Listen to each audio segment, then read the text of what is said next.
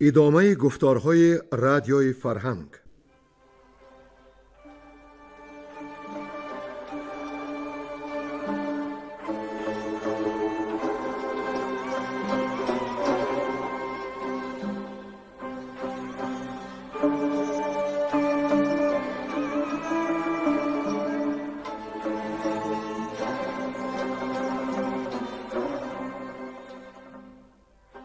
بسا رنج بردم در این سال سی، عجم زنده کردم بدین پارسی. بسا رنج بردم در این سال سی، عجم زنده کردم بدین پارسی.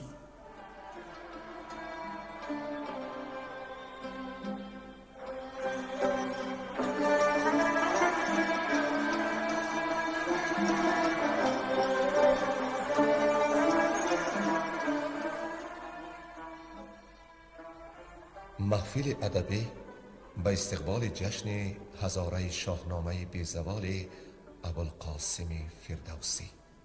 صدر محفل لایق شیرالی.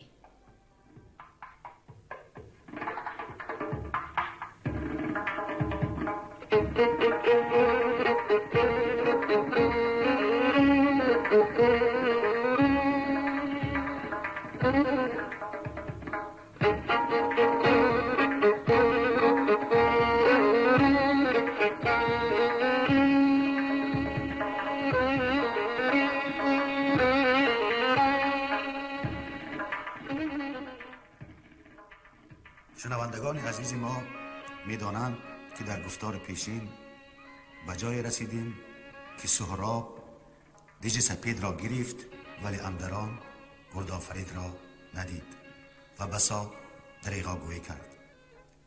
چون شاه از جانب سهراب گرفتن دیج سپید را شنید سخت غمگین شد و بزرگان لشکر را جمع آورد برای مصلحت چنین شد که هماورد سهراب در ایران بجز رستم نیست.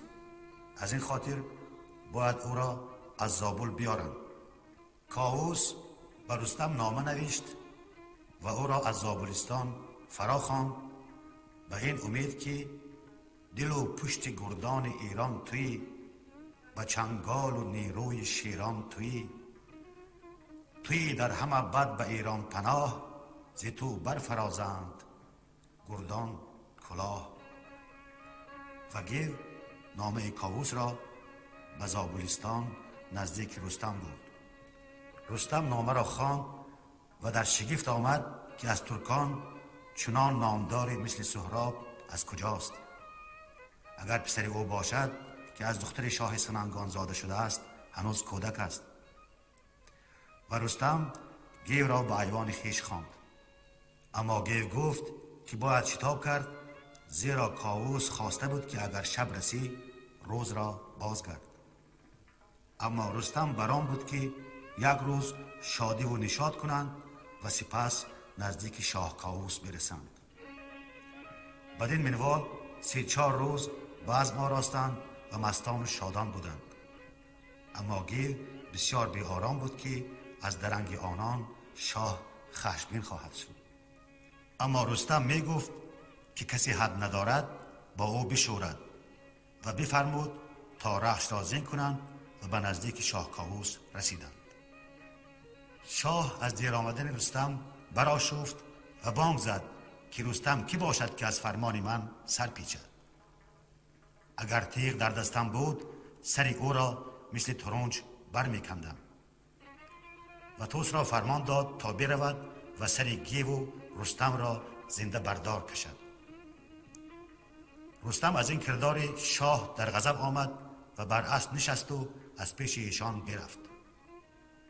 از این کار رستم همه نامداران ایران غمگین شدند و گودرز را فرمودند تا این شکست ها را درست کنند. گودرز به نزد کاووس آمد و گفت که از رنجاندن کاووس کارها به سامان نخواهد شد. رنجاندن رستم نشانی کمخردی است. شاه از کردار خود پشیمان شد و گودرز را فرمود تا رستم را بیارد تا او پوزش خواهد.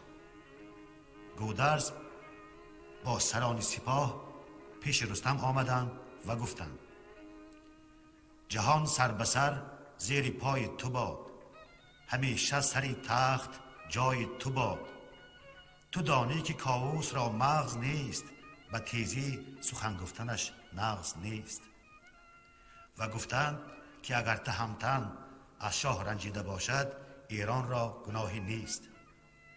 رستم گفت که جرم خودی اوست که کاووس را بر تخت ایران نشانده است. و رستم به پیش کاووس برگشت. چون شاه رستم را بدید، بر پای خواست و از او پوزش طلبید و به افتخار دیدار او بزم شاهانه آراست. اکنون دنباله داستان را بشنوید که چون کاووس با رستم لشکر آماده می سازد. گویندگان این بخش گلنسا زمانی، بیرنگ کهدامنی، کمینه و سارمان.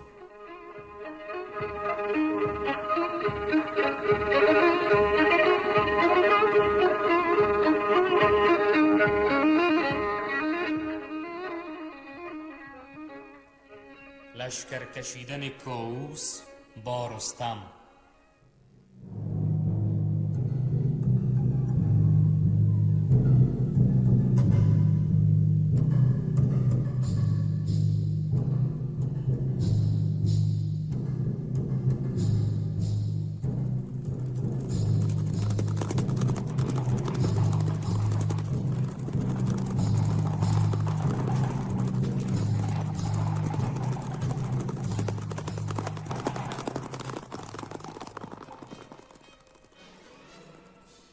چو خورشید آن چادر قیرگون بدرید و از پرده آمد برون.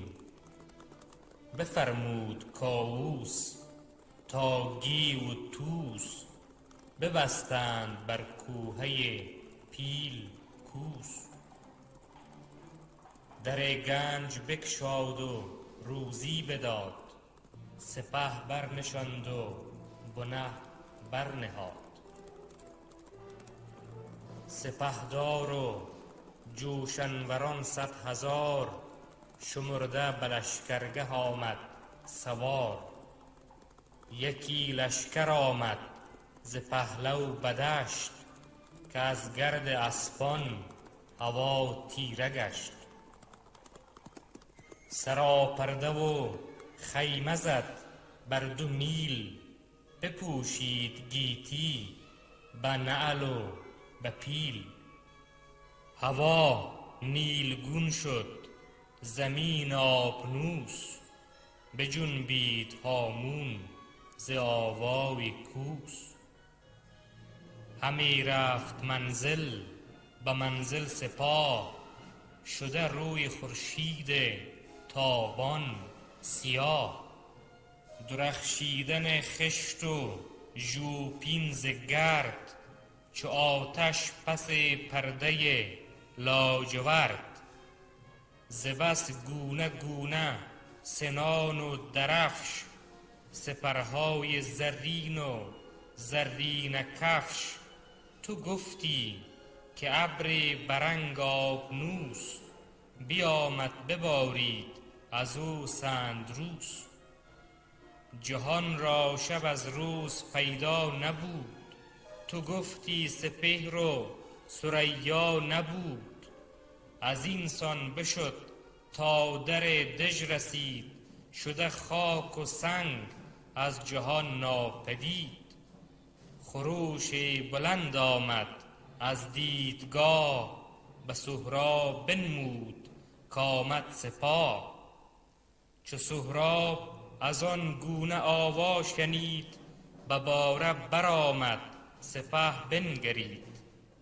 به انگشت لشکر به هومان نمود، سپاهی که آن را کرانه نبود. چو هومان ز دور آن سپه را بدید، دلش گشت پر بیم و دم در کشید. به هومان چنین گفت سهراب گرد، که اندیشه از دل بباید سترد. نبینی تو زین لشکر بیکران، یکی مرد جنگی و گرز گران. که پیش من آید به آوردگاه، گریدون که یاری دهد هور و ماه. سلیح است بسیار و مردم بسی، سرافراز نامی ندانم کسی. کنون من به بخت شه افراسیاب، کنم دشت را همچو دریای آب. به تنگی ندادید سهراب دل، فرود آمد از باره شاداب دل. یکی جام می خواست از میگسار، نکرد هیچ رنجه دل از کارزار. و آن سو سراپرده شهریار، کشیدند بر دشت پیش حصار. ز بس خیمه و مرد و پرده سرای، نماند هیچ بر دشت و بر کوه جای.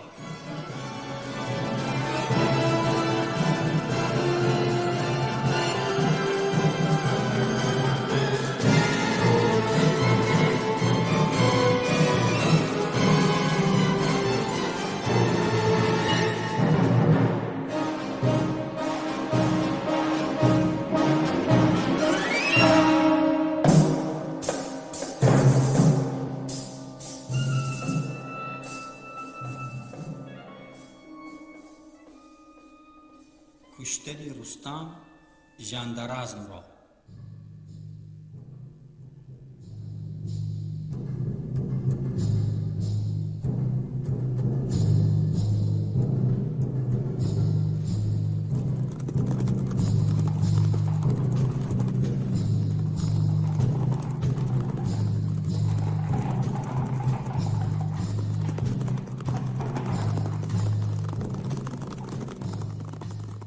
چو خورشید گشت از جهان ناپدید، شبی تیره بر روز دامن کشید.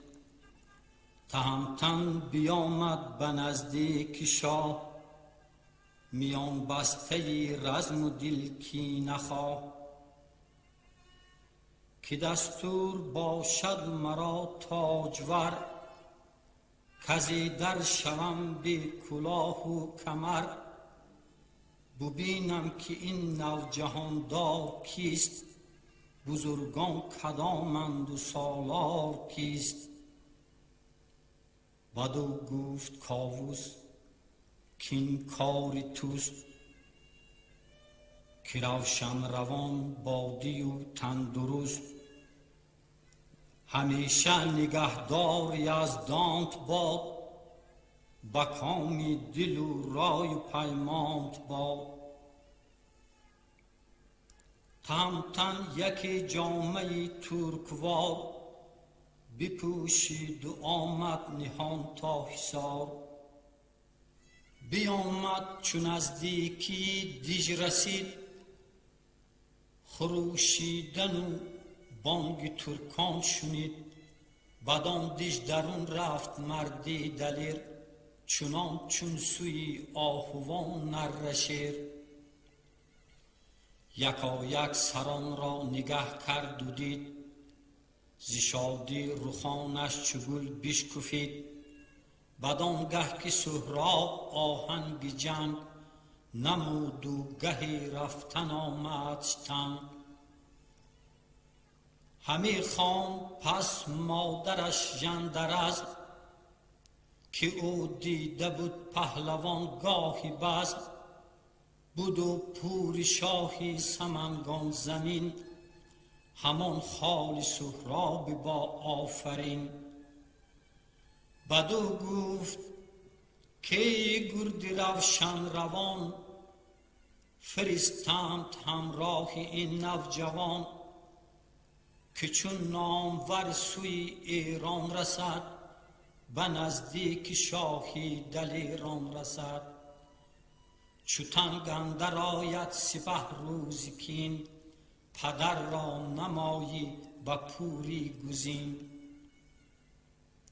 چو سهراب را دید بر تخت بزم، نشسته به یک دست او ژندرزم.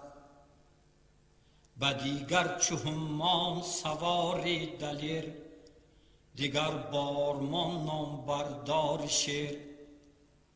تو گفتی همه تخت سهراب بود، بسان یکی سرو شاداب بود. دو بازو بکردار رانی هیون، برش چون بری شیر و چهره چو خون. ز گردان بگیر اندرش 100 دلیر، جوان و سرافراز چون نر شیر.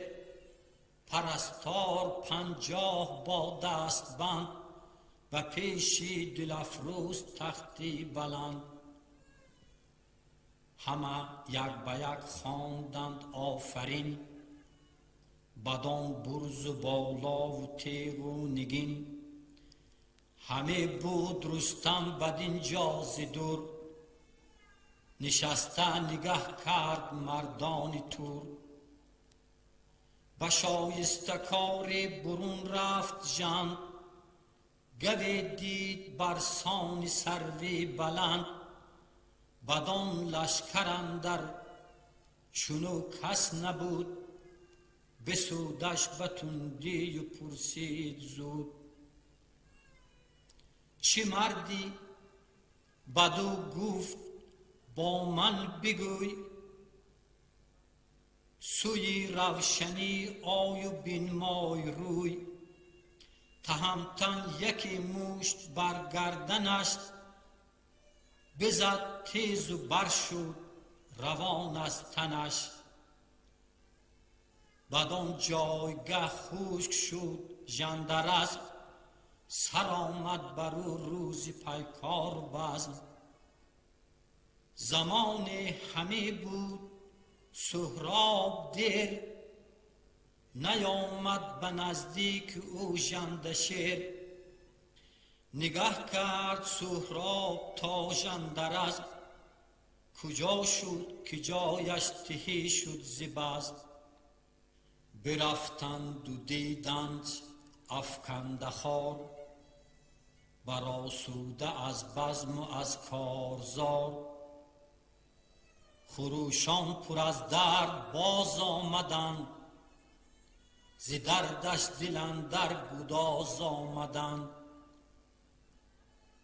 به سهراب گفتند شد ژندرزم، سر آمد بر او کار پیکار و بزم. چو بشنید سهراب برجست زود، بیامد بری ژنده برسان دود. ابا چاکر و شمع و خونیاگران، بیامد ورا دید مرده چنان. شگفت آمدش سخت و خیره بمان، دلیران و کنداوران را بخواند. بدیشان چنین گفت سهراب شیر، که ای بخردان ردان دلیر. یکیم شب شما را نباید غنود، همه شب سری نیزه باید بسود. که گرگ اندر آمد میان رمه، سگ و مرد را دید در دمدمه. ربود از دلیران یکی گوسفند، بزاری و خارش چونین فگند. اگر یار باشد جهان آفرین، چون نعل سمندم بساید زمین. ز فتراک زین برکشایم کمند، بخواهم ز ایرانیان کین ژند. بیامد نشست از بری گاه خویش، گرانمایگان را همه خواند پیش.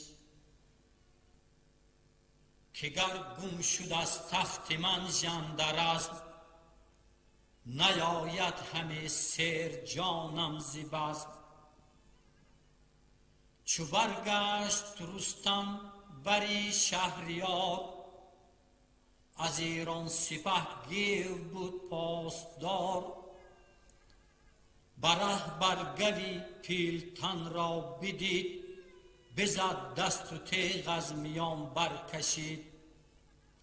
یکی برخروشید چون پیل مست، سپر بر سر آورد و بنمود دست. بدانست رستم کز ایران سپاه، به شبگیر باشد طلایه برا. بخندید و زان پس فغان برکشید، طلایه چو آواز رستم شنید. پیاده بیامد به نزدیک اوی، چنین گفت کی بهتری کینه جوی. پیاده کجا بوده ای تیره شب، تهمتن بگفتا بگشاد لب. بگفتش بگیو آن کجا کرده بود، چنان شیر مردی که آزرده بود. برو آفرین کرد گیوی گزین، که به تو مبا اسب و کوپال و زین. وزان جایگه رفت نزدیک شاه، ز ترکان سخن گفت و از رزمگاه. ز سهراب و از برز و بالای اوی، ز بازوی و کتف و بر و پای اوی. که هرگز ز ترکان چنین کس نخواست، به کردار سرویست بالاش راست. از ایران و توران نماند به کس، تو گویی که سامی سوار است و بس. وزان مشت بر گردنی ژندرزم، کزان پس نیامد بر رزم و به بزم.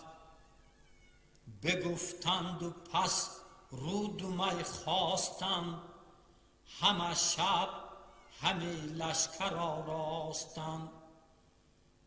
بگفتند و پس رود و می خواستند، همه شب همه لشکر آراستند.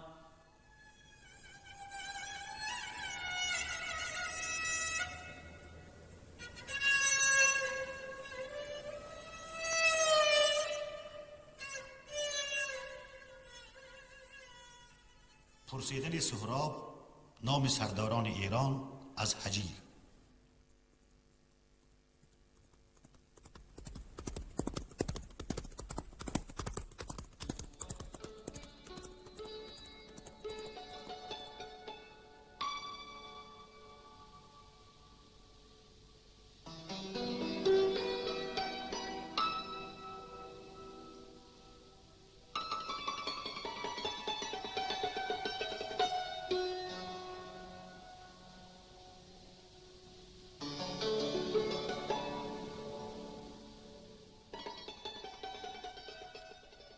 چو خورشید برداشت زرین سپر، زمانه برآورد از چرخ سر. بپوشید سهراب خفتان جنگ، نشست از بری جرمه نیل رنگ. یکی تیغ هندی بود اندر برش، یکی مغفری خسروی بر سرش.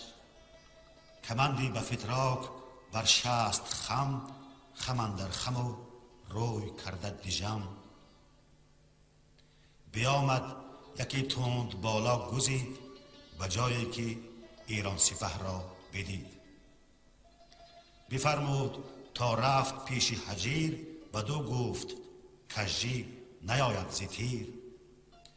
به هر کار در پیشه کن راستی، که خواهی که نگزایدت کاستی.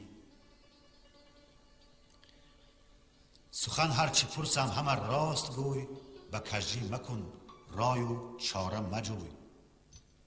چه خواهی که یابی رهایی ز من، سرافراز باشید به هر انجمن. از ایران هر آنچت بپرسم بگوی، متاب از ره راستی هیچ روی. سپارم به تو گنجی آراسته، بیابی بسی خلعت و خواسته. وریدون که کجی بود رای تو، همان بند و زندان بود جای تو. چنین داد پاسخ هجیرش که شاه، زی من هرچی پرسد ز ایران سپاه. بگویم همه هرچی دانم بدوی، به کجی چرا بایدم گفتگوی. نبینی جز از راستی پیشم، به کجی نیاید خود اندیشم. به گیتی به از راستی پیشه نیست، ز کجی بتر هیچ اندیشه نیست. بدو گفت که از تو بپرسم همه، ز گردن کشان و ز شاه و رمه. همه نامداران آن مرز را، چو گیو و چو طوس و چو گودرز را. ز بهرام و از رستم نامدار، ز هر چت بپرسم به من برشمار. سراپرده دیبه رنگ رنگ، بدو اندرون خیمه های پلنگ.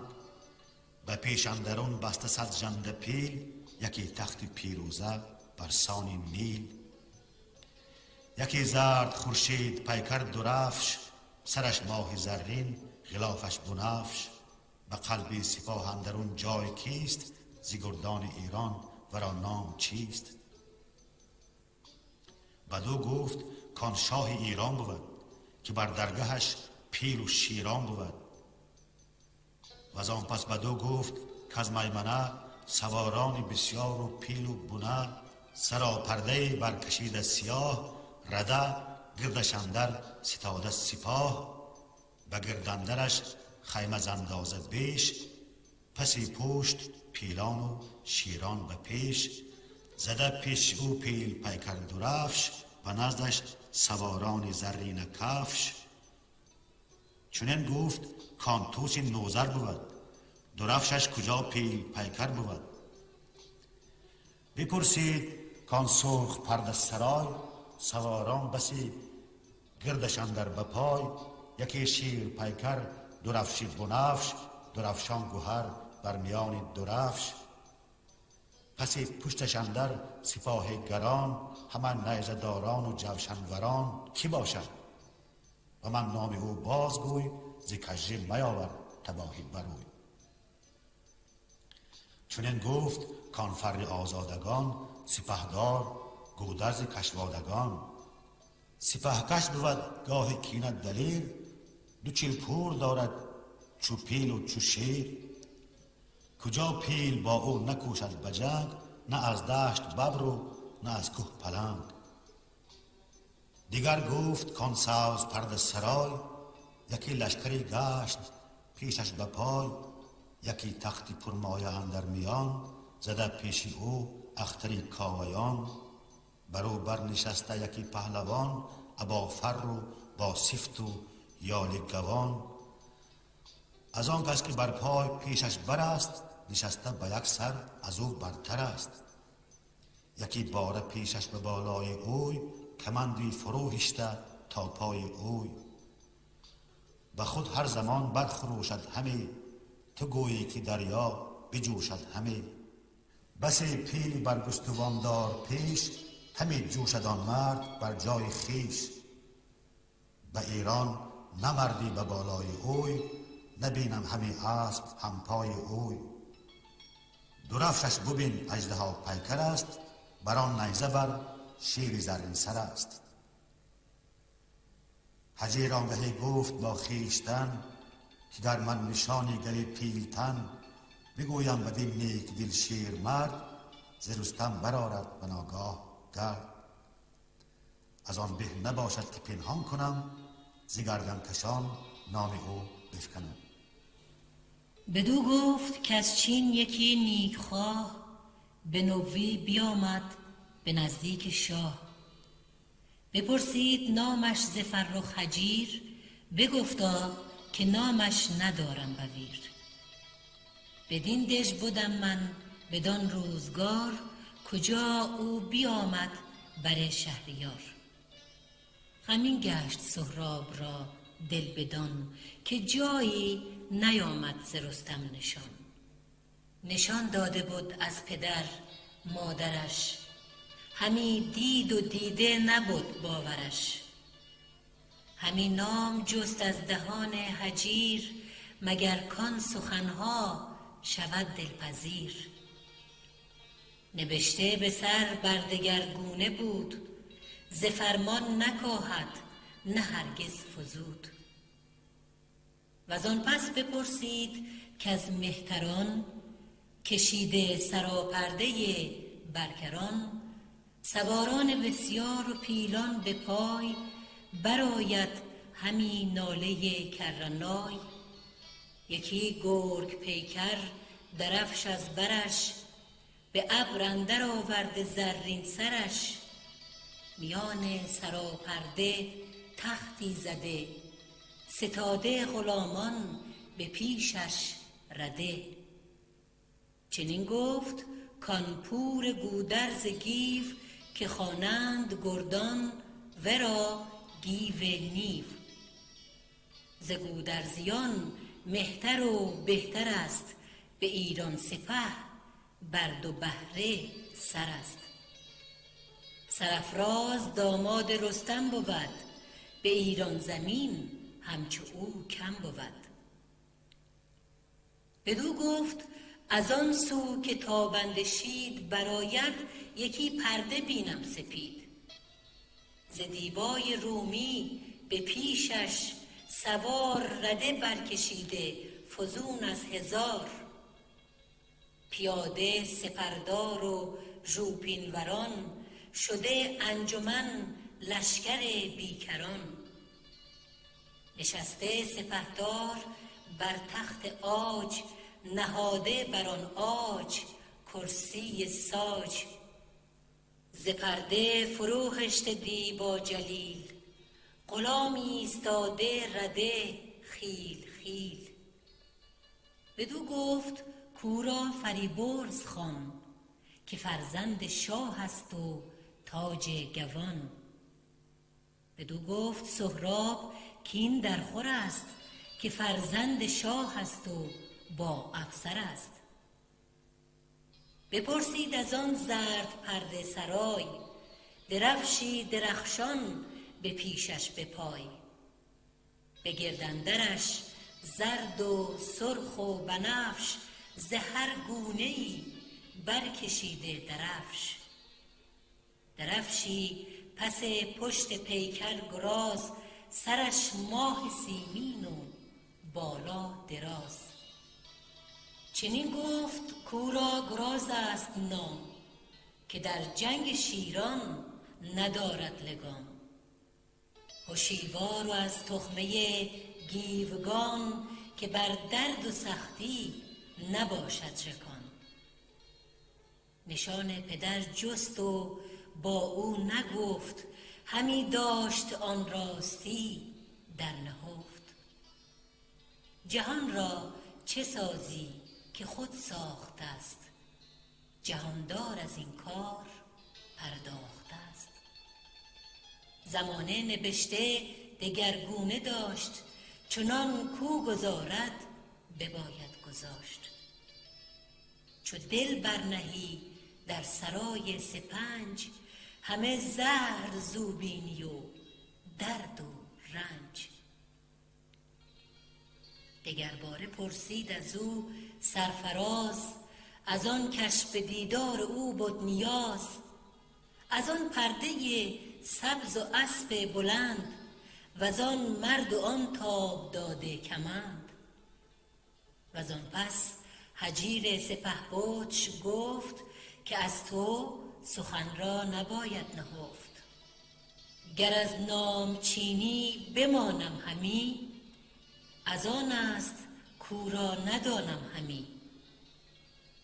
بدو گفت سهراب کین نیست داد، ز رستم نکردی سخن هیچ یاد. کسی کو بود پهلوان جهان، میان سپه در نماند نهان. تو گفتی که در لشکر او مهتر است، نگهبان هر مرز و هر کشور است. به رزمی که کاووس لشکر کشد، به پیل دمان تخت و افسر کشد. جهان پهلوان بایدش پیش رو، چو برخیزد از دشت آوای قو. چنین داد پاسخ مرو را هجیر، که شاید بدن کان گو شیرگیر. کنون رفته باشد به زابلستان، که هنگام بزم است در گلستان.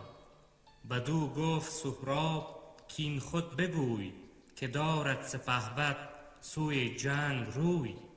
ز هر سو ز بهر جهاندار شاه، بیایند نزدش مهان با کلاه. برامش نشیند جهان پهلوان، برین بر بخندند پیر و جوان. مرا با تو امروز پیمان یکیست، بگویم که گفتار من اندکیست. اگر پهلوان را نمایی به من، سرافراز باشی به هر انجمن. تو را بی نیازی دهم در جهان، کشاده کنم گنج های نهان. وریدون که این راز داری ز من، کشاده به من بر بپوشی سخن. سرت را نخواهد همه تن بجای، میانجی کن اکنون بدین هر دو رای. نبینی که موبد به خسرو چه گفت، بدانگه که بگشاد راز از نهفت. سخن گفت ناگفته چون گوهر است، کجا نابسوده به بند اندر است. چو از بند و پیوند یابد رها، درخشنده مهری بود بی بها. چنین داد پاسخ هجیرش که شاه، چو سیر آید از مهر و از تاج و گاه. نبرد کسی جوید اندر جهان، که او ژنده پیل اندر آرد ز جان. ز زخم سر گرز سندان شکن، برآرد دمار از 200 انجمن. کسی را که رستم بود هم نبرد، سرش ز آسمان اندر آرد به گرد. هم آورد او بر زمین پیل نیست، چو گرد پی اسپ او نیل نیست. تنش زور دارد به 100 زورمند، سرش برتر است از درخت بلند. چو او خشم گیرد به روز نبرد، به چنگش چه شیر و چه پیل و چه مرد. بدو گفت سهراب آزادگان، سیه بخت گودرز کشوادگان. که همچون توی خواند باید پسر، بدین زور و این دانش و این هنر. تو مردان جنگی کجا دیده ای، که بانگ پی اسب نشنیده ای. که چندین ز رستم سخن بر زبان، برانی ستایی ورا هر زمان. از آتش تو را بیم چندان بود، که دریا به آرام جنبان بود. چو دریای سبز اندر آید ز جای، ندارد دم آتش تیز پای. سر تیرگی اندر آید به خواب، چو تیغ تبش برکشد آفتاب. به دل گفت ناکار دیده هجیر، که گر من نشان گو شیرگیر. بگویم بدین ترک بازور دست، چونین یال و این خسروانی نشست. ز لشکر کند جنگجو انجمن، برانگیزد آن باره پیلتن. بدین زور و این کتف و این یال اوی، شود کشته رستم به چنگال اوی. ز گردان نیاید کسی جنگجوی، که با او بروی اندر آرد بروی. ز ایران نباشد کسی کینه خواه، بگیرد سر تخت کاووس شاه. چنین گفت موبد که مردن بنام، به از زنده دشمن برو شادکام. اگر من شوم کشته بر دست اوی، نگردد سیه روز و خون آب جوی. چو من هست گودرز را سال خورد، دگر پور 76 شیرمرد. چو گیو جهانگیر لشکر شکن، که باشد به هر جا سر انجمن. چو بهرام و رهام گردن فراز، چو شیدوش شیروژن رزم ساز. پس از مرگ من مهربانی کنند، ز دشمن به کین جان ستانی کنند. چو گودرز و 70 پور گزین، همه نامداران با آفرین. نباشد به ایران تن من مباد، چنین دارم از موبد پاک یاد. چو تن سر کشد از زمین بیخ سر، سزد گر گیا را نبوید تذر. به سهراب گفت این چه آشفتن است، همه با من از رستمت گفتن است. چرا باید این کینه آراستن، به بیهوده چیزی ز من خواستن. که آگاهی آن نباشد برم، بدین کینه خواهی بریدن سرم. بهانه نباید به خون ریختن، چه باید کنون رنگت آمیختن. همی پیلتن را نخواهی شکست، همانا کت آسان نیاید به دست. نباید تو را جست با او نبرد، برآرد به آوردگه از تو گرد.